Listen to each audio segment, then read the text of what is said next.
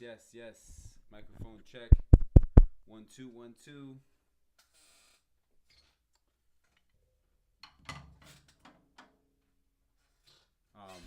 Bear with me real quick while I get this third camera set up.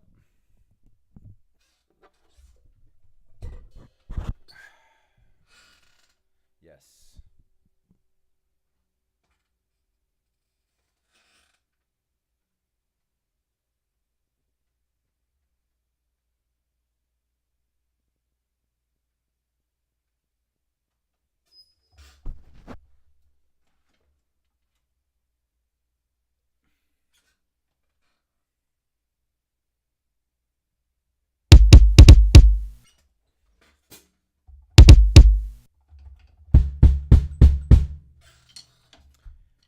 Yeah.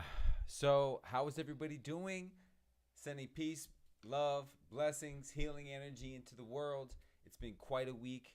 The music community lost a massive entity, friend, brother, husband, creative. James Casey, rest in power, sir. We miss you already, and we'll continue to make you proud by getting in the practice room, getting to these fundamentals, making music that's honest, represents where we come from spiritually, geographically, culturally, whatever, at the highest level. So that's that. Shout out to my partners in Brazil and all the people tapping in. This is the English class. These are free, all ages, all level drum classes over the internet, hosted by NGO Radio Terra and myself, Ecussionist, tapping in all the way from the States in sunny Florida. Going to continue on today with the recap of our recent discussion on the metronome, how to practice with it, why it's important, and different ways to make it fun. Also going to talk a little bit about, going to demonstrate jamming and call and answer. So I'm going to play 4 bars and leave 4 bars of space for you out there to fill in your space, fill in your expression in that space. And we're going to go back and forth like that for a couple minutes. It helps build the understanding of that this music thing that we do is a conversation. There needs to be space for someone else to express themselves, and you need to leave some space to breathe, or you don't at all, right? Because in music there's no rules. There's just strong choices versus weak choices. All right, enough talking. Let's get to the click. So the click is really important because it builds stamina and it builds an idea of organizing these quarter notes, 1 2 3 4, in such a way that they're even, that when you go in between different subdivisions,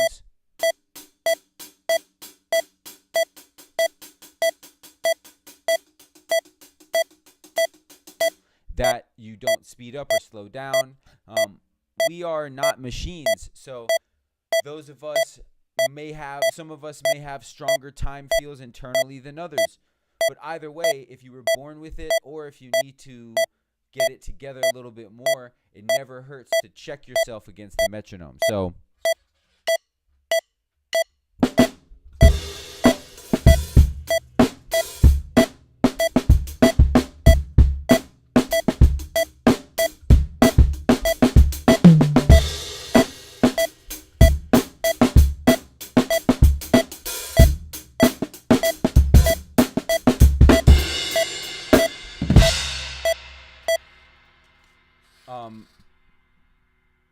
then we can also start playing against the metronome in certain ways. So let me play against it, playing behind it. So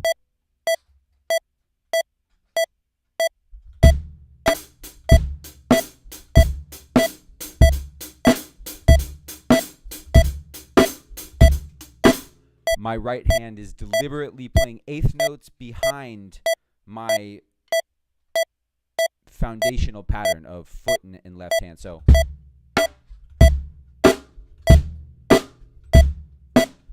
that's right down the center of the beat. Now here come the eighth notes.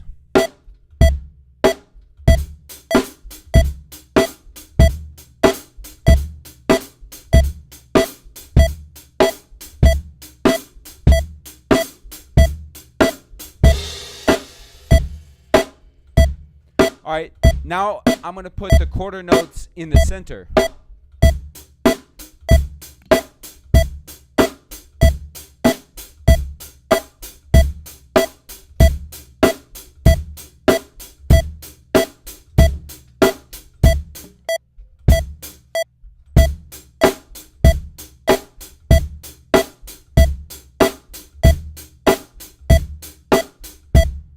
Behind.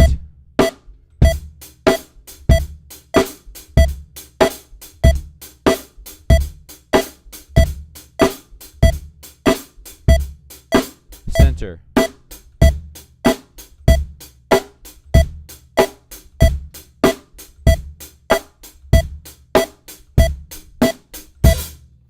Okay. Let's try it playing against it on the front side of it. So we're rushing the right hand a little bit.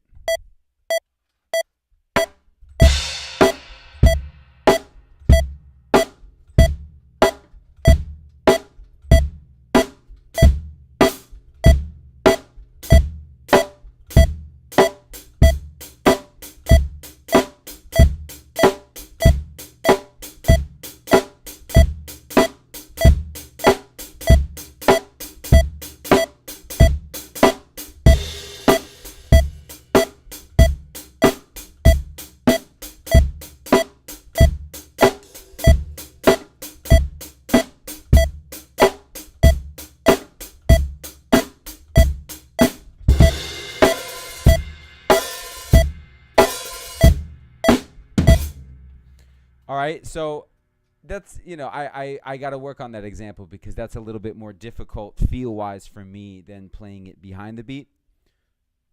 But, the way I'm thinking about that is that I'm really thinking in terms of flams. And a flam is a rudiment that has one hand as a grace note and one hand as an accent. So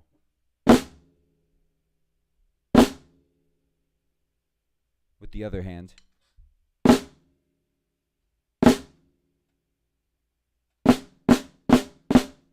Versus.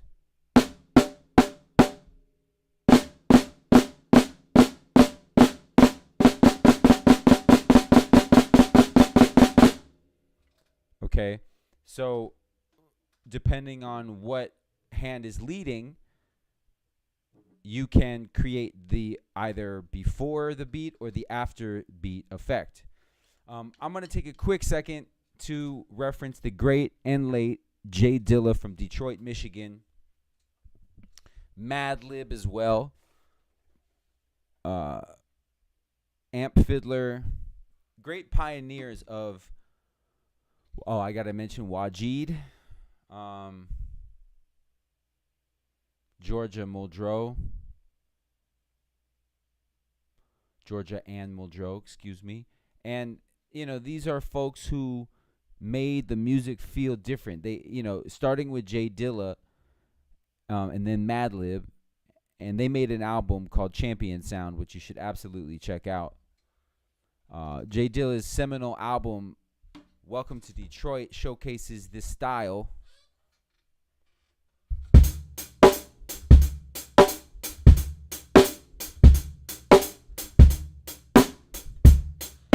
The sort of drunken behind the beat right hand thing.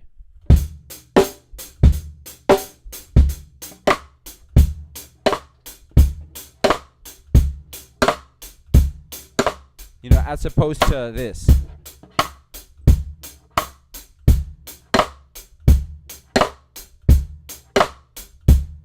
Or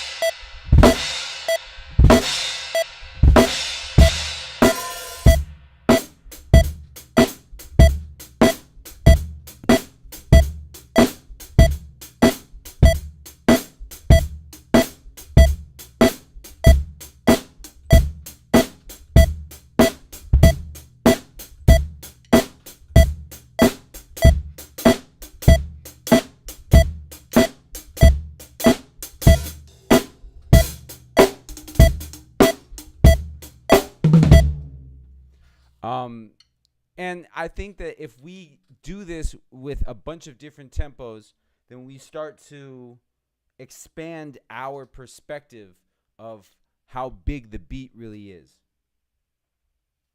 Um, and it's really important that when we're concentrating on where we're placing the beat, that we realize that it is an art form of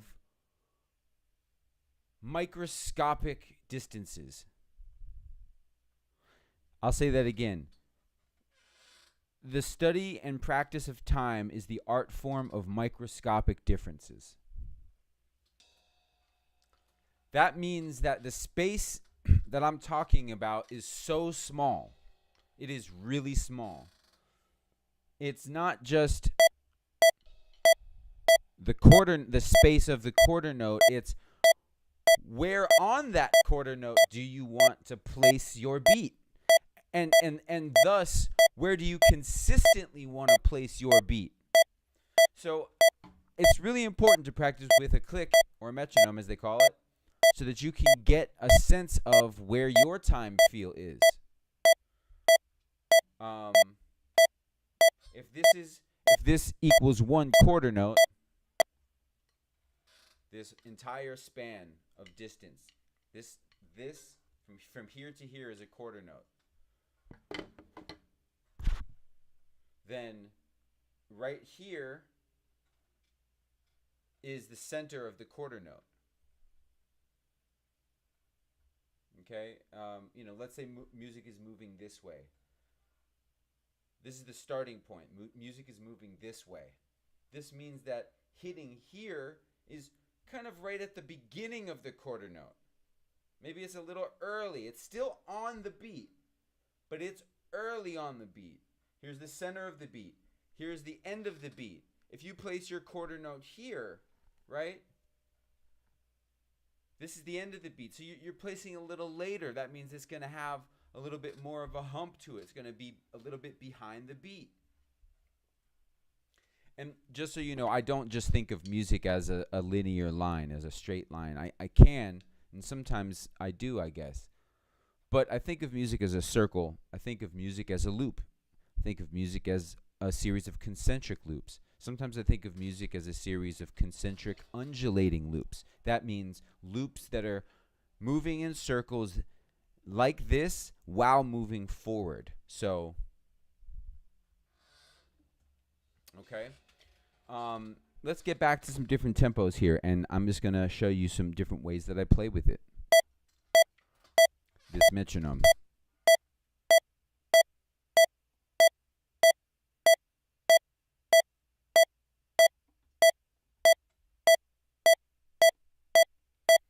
You can play it with that being the upbeat. So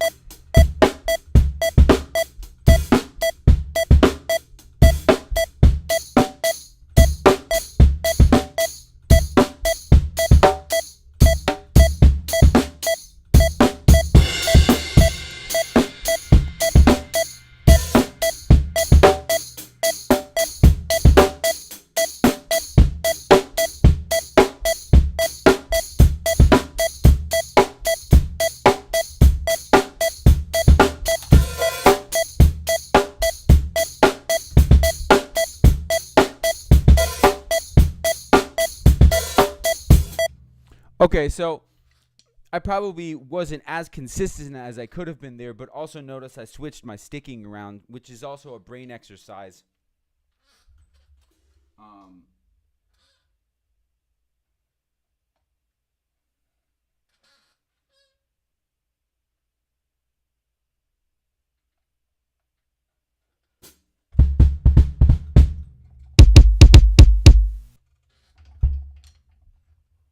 So, yeah, excuse me. The brain exercise of switching your sticking while maintaining centeredness in the beat is something that you can practice while doing a metronome. And I just had a thought.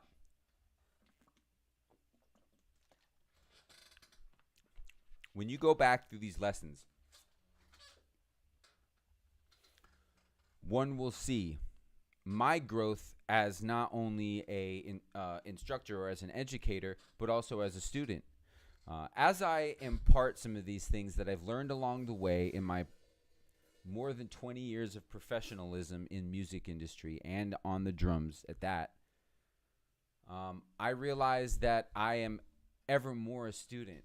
And I know that I've gotten better since last lesson. So if I got better since last lesson, I really have gotten better since the first lesson. And this is lesson 10, I believe. Yes, it's lesson 10.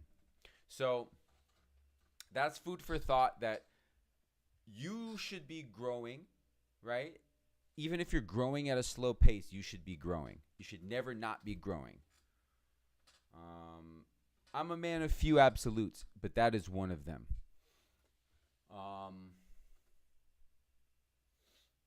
And so I just wanted to share that. That's inspiration for everybody. We can all be growing. I need to continue to be growing. I need to always be showing my progress, and that is the greatest thing that I can guarantee someone employing me on the drums, is my continual growth. And that's with anything. So I'm going to do some more metronome work. I want to point out this time that the more you can cover the metronome, the more it'll be recognized that you're playing in the center. When you play in the center, the metronome sort of disappears. If you can always hear it, it means that you're playing somewhere on the beat, somewhere around the beat, but maybe not directly on the center of it.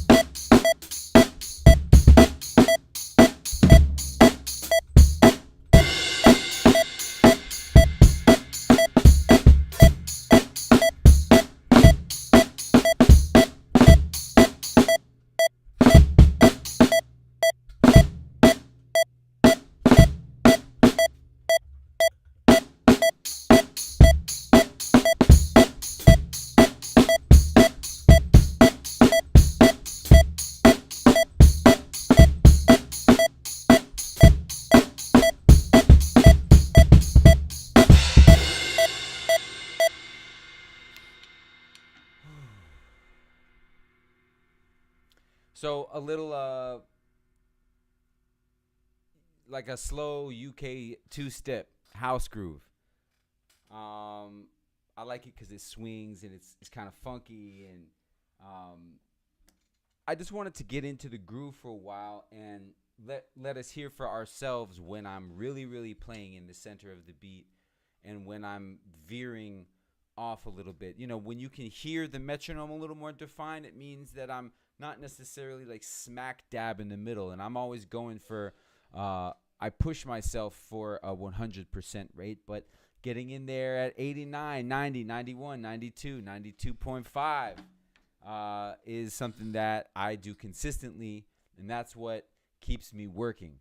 The ability to play with the click, and then when I turn off the click, the ability to not waver. So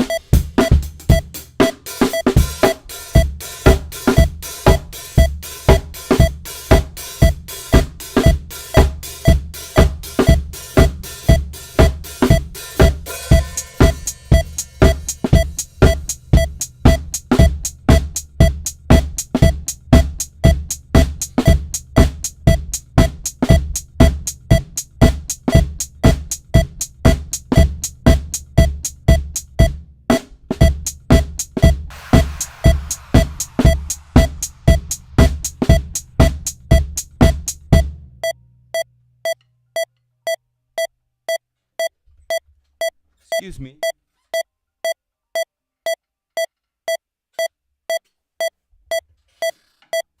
Yeah, so I guess I feel like I demonstrated, keeping that beat internally and then turning on the metronome, and I was pretty much right there with the click. And that's an exercise that is super important to practice.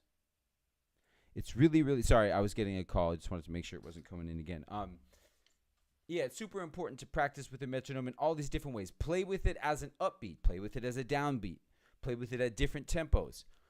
Play with how you approach it. Are you in the front of the beat? Are you in the center of the beat? Are you behind the beat? And then practice playing with no metronome at a certain tempo, and then bring in the metronome and see if you're on with it. Another way that I practice with the metronome is this. I play different rudiments against it to see what happens with my time feel when I go from triplets to 16th notes, back to triplets, back to quarter notes, back to quarter note triplets, back to half notes, back to half note triplets, back to whole notes. So 1, 2, ready, go.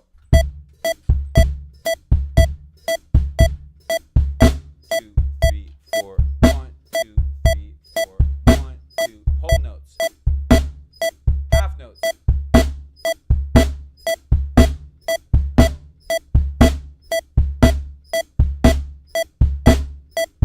note triplets.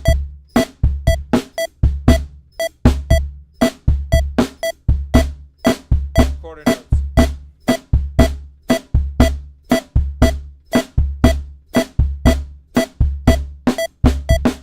Quarter note triplets.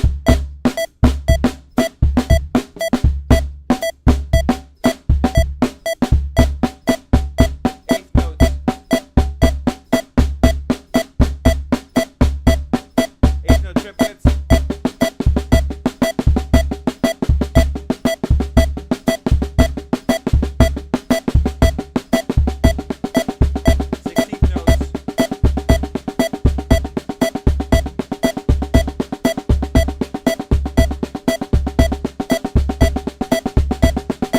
Sure if I said that right. Let me start again just in case I didn't. So, quarter notes, quarter note triplets, eighth notes, eighth note triplets, 16th notes,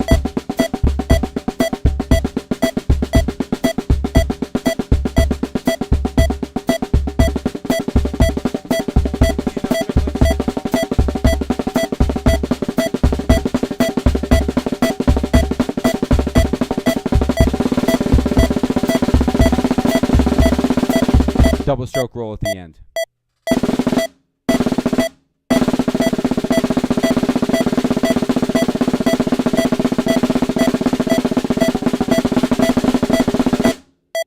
All right, let's do it at a different tempo so you can hear the difference.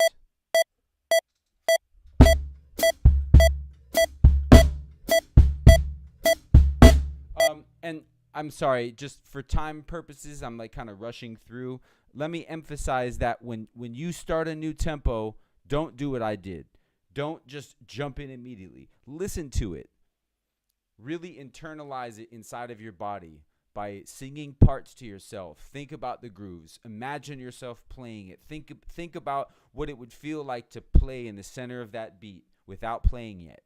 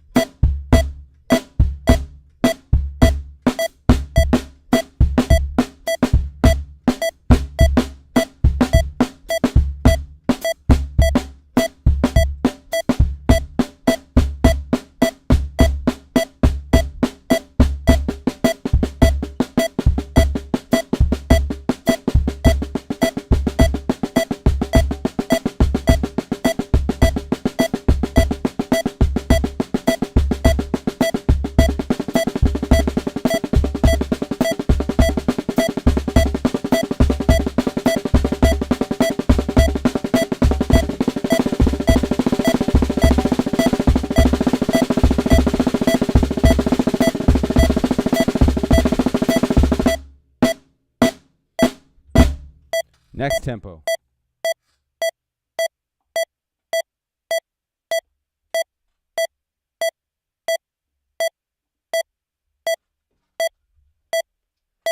Listen to it. Internalize it.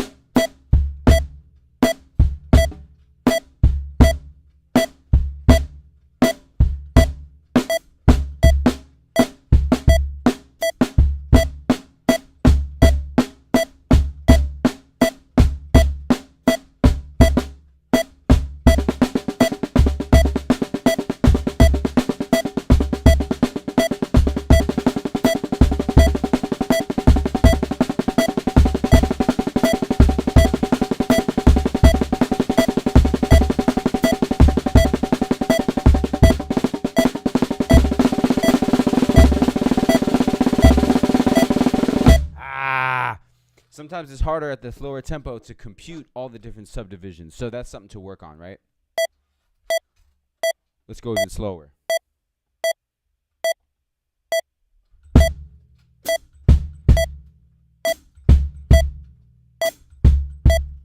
Okay, so stop, listen, and look.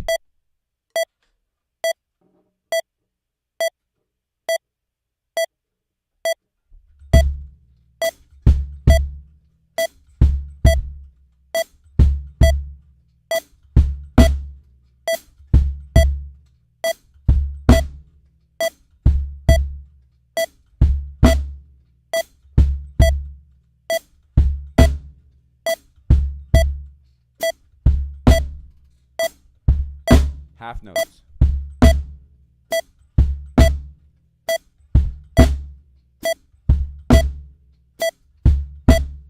Half note triplets coming up.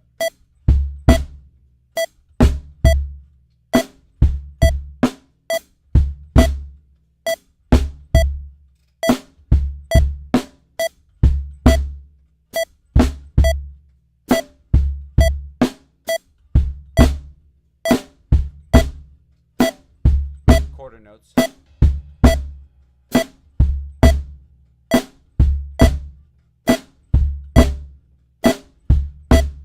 Quarter note trips.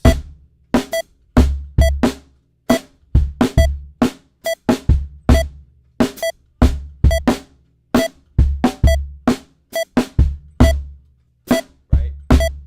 Again.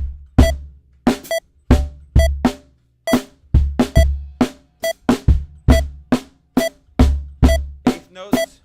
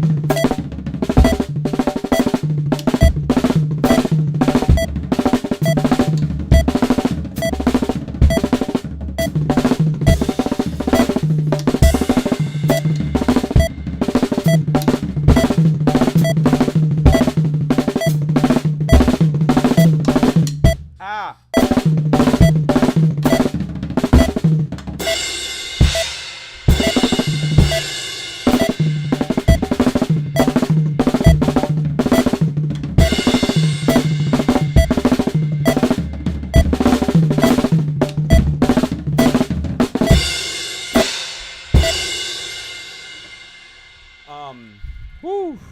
Love that double stroke at the end, given that final last rep. You know, it's like working out. It's that last hard rep. You got to push through. All this is metronome work. All this is valuable information. All this will help you improve your time, improve your professionalism, improve your feel, improve your sound.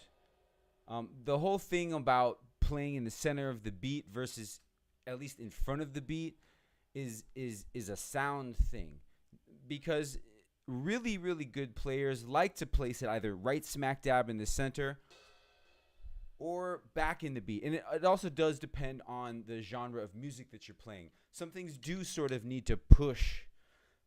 But when we say push, we don't mean push in an inconsistent way and then waver up and down through time. We mean continuously push in the same way every single time, which also is its own sense of discipline. It's the same discipline, just at a different placement in the beat, as playing in the center of the beat or playing behind the beat, right? So at least for funk, R&B, drums right in the center, bass player a little bit behind.